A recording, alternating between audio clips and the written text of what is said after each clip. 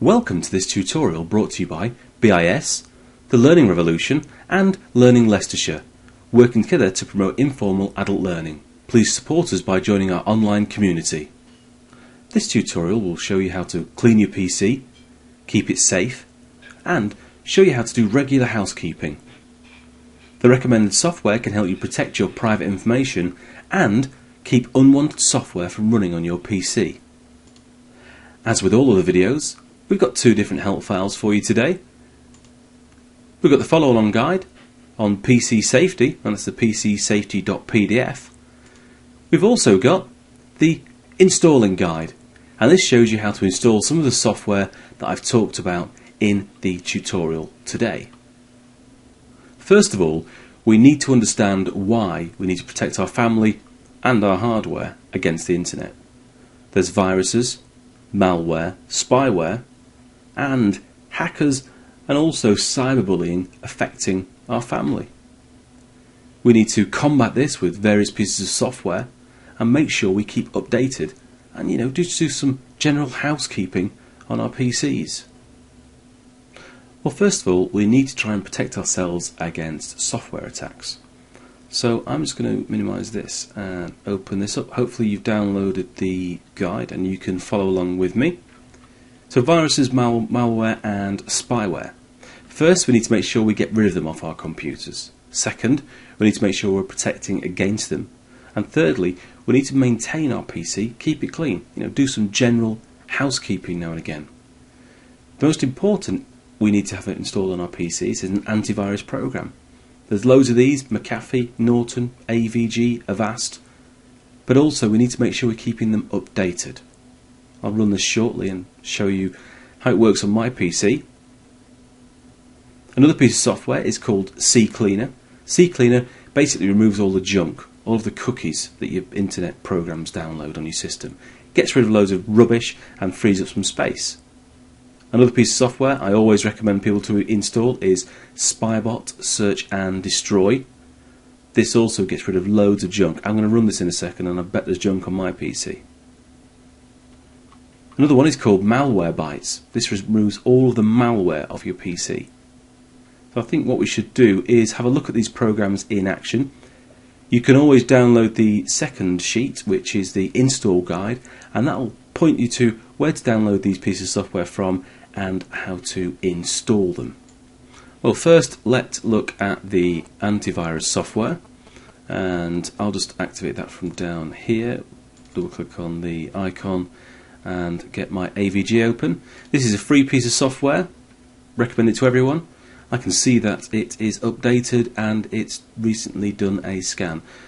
Let it update itself as often as it wants and run a scan every day. If you're on the internet every day like I am, make sure you're running scans, because you will get viruses regardless where you go, what you're surfing. You will get them, and this piece of software will help you remove those. Okay, the next piece of software I'm going to run is called CCleaner. Let's double click on that. I'll just allow it to run, and basically this removes all the junk. As per the install guide, let's select all of the options we've got on here. This will get rid of all the temporary files and all the rubbish. We'll leave the old prefetch data unticked. Let's go through all of this stuff. Okay, and we'll just do a couple more okays. Basically this will just remove all of the junk from the PC. I'm going to run the cleaner, pause the program and come back once it has finished. Don't show the message again, and OK. OK, CCleaner has finished doing its job. It's finished scanning all the files. It has removed only 5 kilobytes worth of rubbish from my PC. I do run it quite often, so on yours there may be an awful lot more. Just let it do its stuff. And once it's done that, we can close it down and move on to the next piece of software. Right, now CCleaner has finished removing loads of rubbish from our PC. We want to run Spybot Search and Destroy, so I'll just double click on the icon and the program will pop up. Here we go. Make sure that I search for any updates. I'll just select the German server, see what updates are available. See there, we've got quite a few updates, so I'll download and let the software install all of those updates, and then when I run it I can make sure that it is checking for all the latest rubbish that's out there that may be on my PC. Okay, so I'm going to click, once it's finished installing those updates, check for problems. It will start going through all of these problems now. It will take a little bit of some time, so I'm going to just pause the video here again and come back to you in a second once it's finished. I can't believe that Spybot has finished and it's not found any infections on my PC. If it has, it will have lots of little tick boxes down here and you will just click Fix Selected Problems. I do run this religiously though, so maybe that's why there's no infections on my system. Once we finish that, we can click on the X, get rid of that, and then run the next one, which will be Malwarebytes. Now that Spybot's finished doing its job, we can run Malwarebytes. I'll just get that open up here and do a scan with this as well. So I just basically double click on the piece of software, click on, I'm just going to do a quick scan, click on Scan, and it starts to scan all the files on the system. I'm also going to pause again here and then come back once it has finished. Okay, Malwarebytes has finished what it was doing, so I'll just click OK to see what's on the screen. Okay, it's only found one infected file. Show the results, a hijack, display, well, whatever that is, it sounds bad, so I'm going to let it remove the selected rubbish from there. There we go, it's removed it, and your computer needs to restart. I'm not going to restart now because I'm still doing other things with you, but usually you would click yes, so click on no, and then click exit. The next thing we need to be aware of are hackers, and there generally are people who will drive down the street and look for wireless networks with weak encryption. So what I suggest is that you set yourself up with a WPA2 key on your network.